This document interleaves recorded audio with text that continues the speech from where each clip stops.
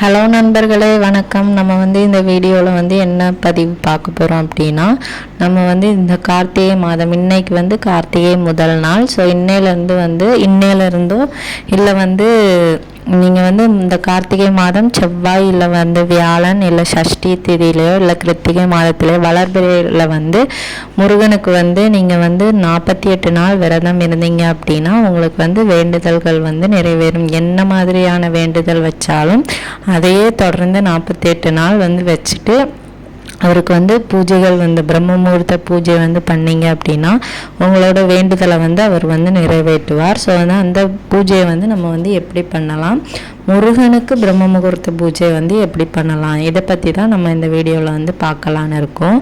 So இந்த கார்த்திகை மாதம்னாலே நம்மளுக்கு கடவுளுக்கு உகந்த மாதம். கடவுளை கும்பிடுறதுக்கு இது ஒரு உகந்த மாதம். இந்த கார்த்திகையும் அடுத்து வர மார்கழி தை வரைக்குமே இந்த வேண்டுதல்கள் வச்சு இந்த மாலை போடுறது, அப்புறம் காப்பு கட்டுறது, ஸோ இந்த மாதிரியே இருக்கும். ஏன்னா இந்த மாதத்துலேருந்து தொடங்கி நம்மளுக்கு அடுத்து தைப்பூசம் வர்றது வரைக்கும் முருகனுக்கு ரொம்பவும் விசேஷமாக இருக்கும். ஸோ அதனால் இந்த பிரம்ம முகூர்த்த பூஜை ரொம்பவும் சிறப்பான பலன்களை தரக்கூடியது. ஸோ அதனால் நம்ம இந்த பதிவில் அதை பற்றி பார்க்கலாம். அதுக்கு எத்தனை விளக்கு ஏற்றணும், என்னென்னலாம் பண்ணணும், இதெல்லாம் நம்ம பார்க்கலாம். அதுக்கப்புறமா இந்த பிரம்ம முகூர்த்த பூஜையை எப்படி பண்ணணும், பிரம்ம முகூர்த்த பூஜையாக பண்ண போகிறீங்க அப்படின்னா நீங்கள் 5 அகல் விளக்கு ஏற்றி காலையிலே எழும்பி குளிச்சுட்டு பண்ணணும். அதுக்கப்புறமா தினமும் குளிக்கணுமான்னு கேட்டிங்கன்னா அது உங்களோட உடல்நிலையை பொறுத்தது. ஏன்னா இது நம்மளுக்கு பனிக்காலமாக இருக்கிறதுனால தினமும் நம்ம தலைக்கு குளித்தோம் அப்படின்னா உடம்பு சரியில்லாமல் போகிறதுக்கு வாய்ப்புகள் அதிகமாக இருக்குது. ஸோ அதனால் உங்களோட உடல்நிலையை பொறுத்து நீங்கள் தினமும் குளிச்சுக்கோங்க. இல்லை மேலுக்கு குளிக்கிறதா இருந்தாலும் ஒன்றும் பிரச்சனை கிடையாது. அதுக்கப்புறமா முருகனுக்கு நீங்கள் பிரம்ம முகூர்த்த பூஜை பண்ணுறீங்க அப்படின்னா நீங்கள் அவருக்கு ஆறுமுக கடவுளுக்கு 6 அகல் விளக்கு ஏற்றணும். ஸோ 6 அகல் விளக்கு வைக்கிறது ரொம்பவும் சிறப்பு. அப்படி இல்லை அப்படின்னா ஒரு அகல் விளக்கு வைத்து நீங்கள் அவரை வழிபாடு செய்யலாம். அவருக்கு என்னென்ன மாதிரியான நாமங்கள்லாம் சொல்லலாம் அப்படின்னு பார்த்தீங்கன்னா, நம்ம எப்பவும் சொல்கிறது போல தான் வேல்மாறல் படிக்கலாம், கந்தசஷ்டி கவசம் படிக்கலாம். அதுக்கப்புறமா போற்றிகள் 108 போற்றிகள் சொல்லலாம். இல்லை கந்தர் அனுபூதி படிக்கலாம். இப்படி என்ன உங்களுக்கு படிக்க விருப்பமோ அதை நீங்கள் படிக்கலாம். இல்லை நான் எல்லாத்தையுமே படிக்க போகிறேன் அப்படின்னாலும் ஒன்றும் பிரச்சனை கிடையாது, தாராளமாக எல்லாத்தையுமே படிக்கலாம். உங்களுக்கு அதிகாலை நேரம்னால அது உங்களுக்கு படிக்கிறதுக்கும் டைம் அதிகமாக இருக்கும். இப்போ காலையில் ஒரு 4-4:30க்கெலாம் எழும்பிடுங்க. மேக்ஸிமம் 5 மணிக்காவது எழும்பிடுங்க. அதுக்கப்புறமா குளிச்சுட்டு முருகர் படமெல்லாம் தொடச்சி அவருக்கு பொட்டு மஞ்சள் குங்குமம் வச்சு அதுக்கப்புறம் அவருக்கு பூஜைக்கு தேவையான பூக்களை வச்சு அலங்காரம் பண்ணிவிட்டு அதுக்கப்புறமா நீங்கள் பூஜை செய்ய தொடங்குங்க. உங்களுக்கு என்ன மந்திரம் சொல்லணுமோ சொல்லி தாராளமாக அவருக்கு விளக்கும் ஏற்றி வைத்து 6 விளக்கு ஏற்றுங்க. இல்லை முடியாட்டி ஒரு விளக்கு ஏற்றுங்க. ஏற்றி வைத்துட்டு அவர்கிட்ட உங்களோட வேண்டுதலை தொடர்ந்து நீங்கள் கேட்டுட்டு வாங்க. நம்மளுக்கு இந்த கார்த்திகையும் மார்கழியும் சேர்ந்து 48 நாள் விரதம் இருக்க கரெக்டாக இருக்கும். ஏன் அப்படி சொல்கிறேன்னா, நம்மளுக்கு ஒரு 10 நாள் நம்மளுக்கு பீரியட்ஸ் வரும், அதில் உடம்பு சரியில்லாமல் போகும். அதில் ஒரு 10 நாள் போனாலுமே மிச்சம் ஒரு 2 மாதமும் சேர்த்து ஒரு 50 நாள் கிட்ட இருக்கும். அதில் 48 நாள் நீங்கள் விரதம் இருந்துக்கலாம். ஸோ அதனால நம்மளுக்கு விரதம் இருக்க இந்த 48 நாள் இந்த பிரம்ம முகூர்த்த பூஜையை பண்ணுறதுக்கு இது உகந்த மாதமாக இருக்கும். அதனால் நீங்கள் தாராளமாக எந்த ஒரு சஞ்சலமும் இல்லாமல் ட்ரை பண்ணலாம். இல்லைன்னா நான் 48 நாள் விரதம் எடுக்க முடியாது, நான் என்ன பண்ணுறது, பூஜை பண்ண முடியாது, நான் என்ன பண்ணுறது அப்படின்னு கேட்டிங்கன்னா உங்களால் முடிஞ்சால் 6 நாள் கூட பண்ணலாம். இல்லாட்டி 21 நாட்கள் கூட பண்ணலாம். இது கண்டிப்பாக நீங்கள் தலைக்கு குளிக்கணும்னு நான் முதலே சொன்னேன். தலைக்கு குளிக்கணும்னு அவசியம் கிடையாதுன்னு சொல்லியிருந்தேன்.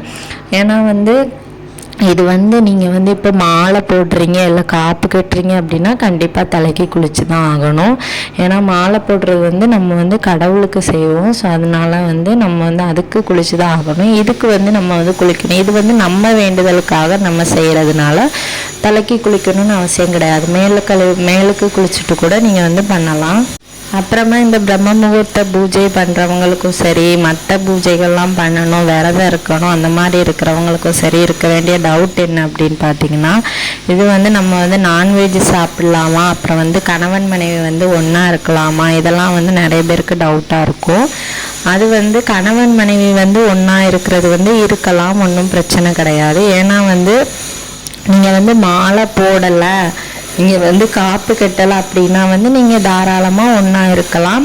அப்புறம் வந்து காலையில் குளிச்சுட்டு நீங்கள் மறுபடியும் பூஜைகளை வந்து செய்யலாம். இது வந்து உங்களுக்கு வந்து நீங்கள் இப்போது கடவுளுக்கு வந்து மாலை போட்டிருக்கீங்க, இல்லை காப்பு கட்டுறீங்க அப்படின்னா அது வந்து நம்ம வந்து ஒரு சில வழிமுறைகள்லாம் இருக்குது, அதுபடி தான் நம்ம வந்து நடக்கணும். அப்போ வந்து நம்ம வந்து ஒன்றா இருக்க முடியாது.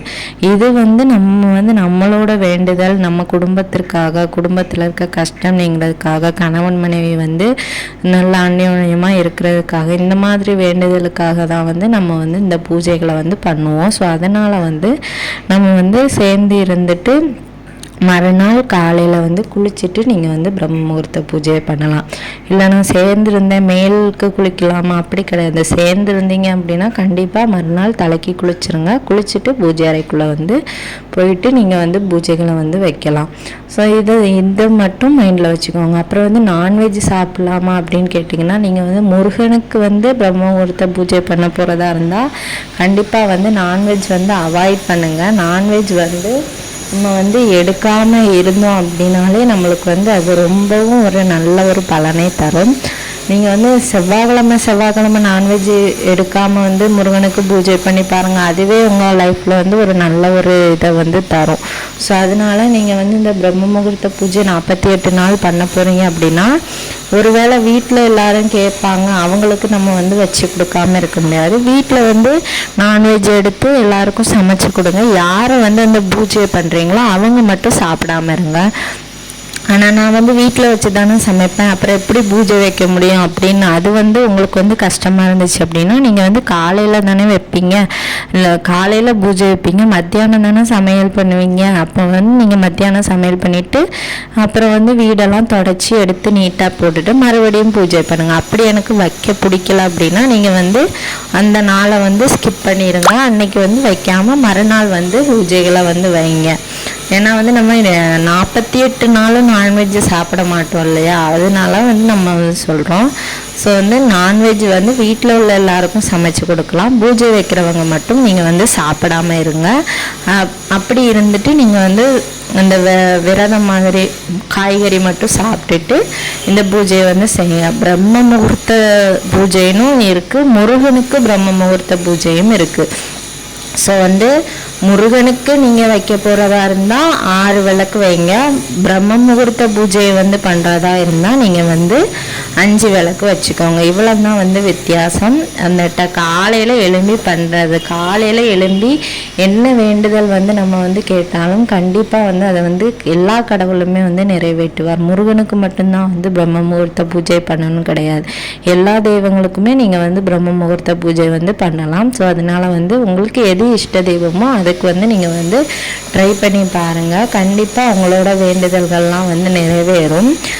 கண்டிப்பாக வந்து உங்களோட உடல்நிலைகளை பொறுத்து நீங்கள் வந்து பிரம்ம முகூர்த்த பூஜையெல்லாம் வந்து ட்ரை பண்ணுங்கள். சில பேருக்கு வந்து உடல்நிலை வந்து சரியில்லாமல் போகலாம். எல்லாத்தையும் பார்த்துட்டு நல்லபடியாக 48 நாள் விரதம் இருக்க முடிஞ்சு பூஜை பண்ண முடிஞ்சுன்னா பண்ணுங்கள். இல்லாட்டி 6 நாள் பண்ணுங்கள், இல்லாட்டி 21 நாள் கூட பண்ணலாம். எல்லாரையும் வெற்றிவேல் முருகன் காப்பாற்றுவார்.